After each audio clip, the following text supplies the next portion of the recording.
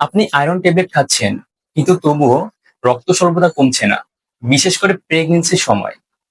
তাহলে এই সমস্যা হতে পারে আরেকটি ঔষধ, গ্যাস্ট্রিক ওষুধের কারণে। আমরা অনেকেই নিয়মিত আয়রন ট্যাবলেট খেয়ে থাকি, কিন্তু তবুও হিমোগ্লোবিন বাড়ছে না। এর কারণ কি? এর কারণ হলো শরীর ঠিকমতো আয়রন শোষণ করতে পারছে না। আয়রন শোষণের জন্য দরকার অ্যাসিডিক এনভায়রনমেন্ট, অর্থাৎ পেটের স্বাভাবিক অবস্থা।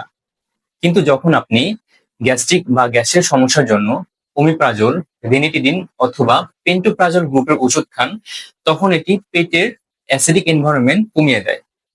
তখন শরীর ঠিকমতো আয়রনকে শোষণ করতে পারে না। অর্থাৎ আপনি আয়রন ট্যাবলেট খাচ্ছেন, কিন্তু শরীরটা নিতে পারছে না। এই সমস্যার সমাধান কি? আপনার আয়রন ট্যাবলেট গ্রহণ এবং গ্যাস্ট্রিকের ওষুধ খাওয়ার মাঝখানে অন্তত 2 ঘন্টা গ্যাপ রাখা উচিত। তাহলে এটি আয়রন ট্যাবলেটের উপর কোনো ইফেক্ট ফালাতে পারবে না।